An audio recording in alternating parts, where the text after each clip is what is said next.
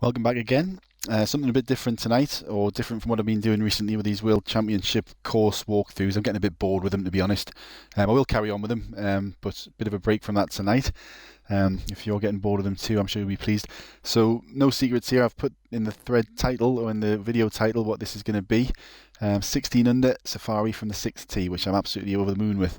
But to be honest, this and my 18 under at Sands last week, which you can also see. I'll put the link up here. On my channel. Probably the best two, or amongst the best 2 rounds I've ever played on this game, so I'm delighted I've managed to get them on video. Anyway, so this one is a 2-wood power shot. You can get the same distance with a 1-wood, but without as much loft, and obviously the importance is to get over these trees. You can see I had a bit to play with because I could potentially hit it a bit softer, but softer means less loft, and you're starting to flirt with the trees then, so I'm always going to err on the side of caution, go off the end with a pin where it is, and it's a fairly straightforward chip. So you'll see the fast forward going overdrive as I take a few tries to get my distance just right. To be honest, I hit it just right a few times, but I'm always kind of, second guessing myself if I got the line right, and thinking about it as I'm tapping the button. But as you can see, when I've had my 5 or 6 tries at it, straight down the middle for an eagle on the first.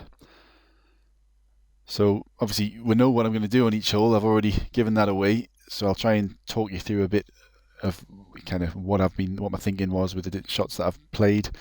Maybe give a few tips.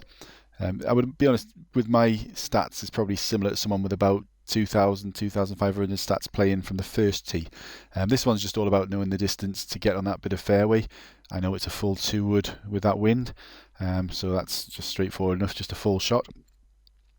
The next shot is a high shot, which it plays a bit shorter than it looks. When I line the high shot up, and I do actually hit it a touch too hard, but not too bad, it's very easy to go off the back of the green here because you think the ball's going to pitch in the rough at the front. It'll just come too far, land on the green, and it can roll off the back. What happens here, I think, is I get it a little bit too long, but it just catches the fringe and leaves me with a fairly straightforward eagle putt. So you'll see, I think I hit this fairly soon. Yep, I get it first time. So I should have been really just, 0.5% less, and that would have been perfect. But still okay. I'm not sure if you can hear that dog barking in the background. Apologies if you can. Somebody go and shut it up. So I'll also, with this putts, probably not much to talk about, but I'll try and talk through. There's a couple of putts which maybe there's a couple of tips I can give away. I'm still getting requests for putting videos. Again, I'm not the best putter in the world. There'll be better guys than me. The initial lineup of the shot is all guesswork for me. Some people have a real technique that they use each time, but I'll line it up the best I can. And there's a couple of tweaks I make afterwards, which I've touched on in other videos as well, but I'll go over that again. Right, this one is really tricky. There's a big bank in front of the green, and then the green slopes very heavily away from you. You can tell by that red at the front. What I play here is a low shot. Idea is it hits that yellow stuff. It then rolls with it being a low shot quite quickly up the bank. The pace comes off it, and it just makes it over the top of where the front of the green is there, and it should roll nicely down onto the green. Well, no, it does. It doesn't often. But on this occasion it does. It's dead easy to hit it a touch too hard and it'll just roll straight off, or a touch too soft and you leave yourself a horrible shot. So you'd always err on the side of caution of hitting it a touch too hard. On this occasion I got that bang on. You can see it just got to the peak of the hill and it's just rolled down nicely there. I could have done with being a bit further over to the right, but it's left a holdable putt anyway. This is slightly uphill, quite a lot of break. You'll see a lot of putts here I get the break quite badly wrong and have to make quite a lot of adjustments. It's quite, the greens at Safari are tricky. Sometimes you'll get them bang on, sometimes you won't. So on this occasion, what I'm doing is just looking at the distance between the blue line and the white line there, and then just trying to replicate it when I move the marker over to the right. So I'm sure some people have some really good techniques for this as well. But again, I just do it by eye, have a look at it, probably have another look at it, and then have a third look, and then try and bang it on the line. I'm going to hit it slightly over the line here. So I'll tend to get it lined up the best I can and hit it with these putts a little bit harder, obviously you've got to be careful. That one's never going to roll over. It's only 0.3 feet above me. Hitting it a touch harder is always better than hitting it a touch soft. Hit it a touch soft and you'll often, with heavy braking putts, miss. A touch hard and you usually get away with it. So if you're going to err on one side or the other, you want to be hitting it a touch too hard. Right, this par 3, from the first tee, you're right up on the top of that rock in front of us, but unfortunately from the 6th tee, it's right in front of you, so the only shot is a draw. I'd never actually tried this before, but with that 3-yard wind, I've gone for a full 5-wood draw. Now the wind, if you think about the shape of a draw, the wind's going to take a bit of that shape off it, so it's going to finish a little bit further right than the marker might indicate. The risk here is catching the front of the that little indentation in the front of the green on the right hand side, and it'll kick off to the right. As you'll see here, I literally just got it right. Another yard to the right, and this would have been a really tricky putt, but as it stood, it just hit the peak there and rolled down over to the left, which is pretty much what I wanted. Again, by Safari standards, not too tricky a putt. Another double breaker. As I've said before, double breaking putts are great in that you don't have to worry so much about getting the line absolutely bang on. It's always best to get it bang on if you can, but you do get a little bit of room for manoeuvre. A little bit too soft, a little bit too hard, it'll still tend to end up where you aimed it. So off we go with that one. Slightly harder than the guide suggested, but as you can see, straight down the middle. The par 3s at Safari can be absolutely hellish. That's the first one. The second one is about a mile below your feet, the hole is. We'll come to that later. So yeah, the 5th, another par 4. It's a draw. You'll see it's all about where the ball's going to pitch. And when you're trying to drive the green, probably 90% of it a lot of the time is where the ball's going to land, not necessarily your overall distance, but where you think the ball's going to land. Is it going to be short of the green to take the pace off it? Do you want it to be short of the green? You know, if it's really steep, you might not want that. On this occasion, again, with the red at the front, we know the green's sloping away from us. So if I land it on the green at all, it's very likely it's going to go off the back. A bit more chance it would hold with that 3-yard headwind, but equally, you know, it can, slight misadjustment and you're going to be off the back. So I'm aiming to just bounce it in front of the green, which I do.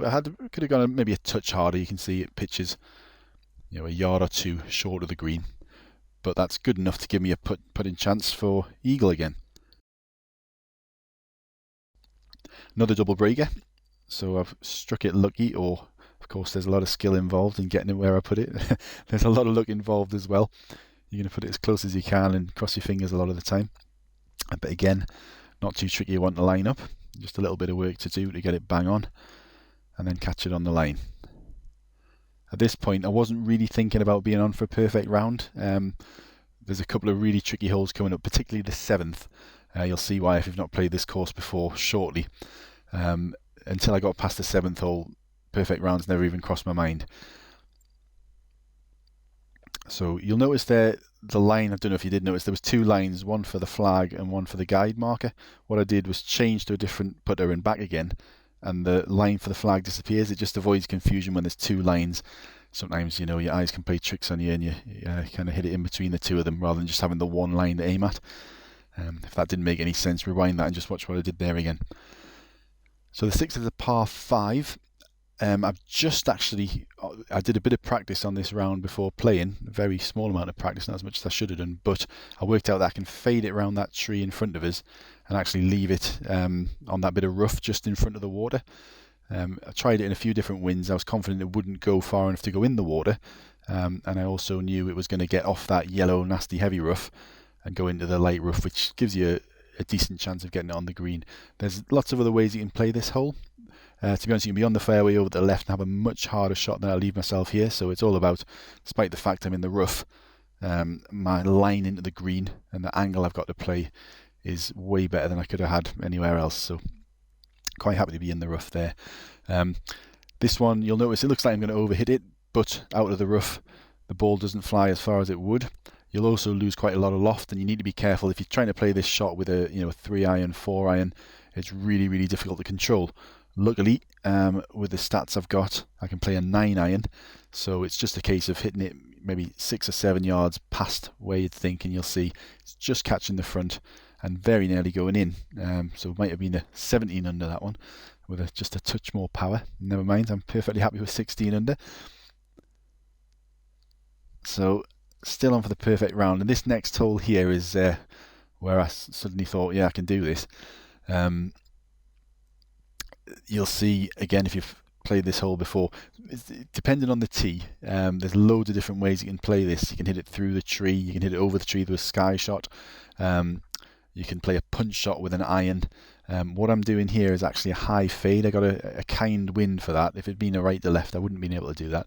You can sky shot over to the right hand side, but it is possible to hit these branches on the left. So you'll see I play a slightly underpowered 2-iron high fade. The contours of the green are quite helpful. They'll kind of push the ball up towards the hole. This putt, you'll see what I was talking about before. So when I line it up, you'll see it's actually lined up a little bit too far to the left, but you won't actually see me adjust to the right as you might think. So if we watch this, I'll get my line roughly where I think. I'm pressing the guide button. I'm just to the left of the hole. So if I hit it bang on the line it's given us there, it's going to miss to the left. Now rather than move to the right, you'll actually see, I don't know if you will see actually if I zoom in on it. Yeah, so I'm actually going to adjust very slightly to the left a bit more.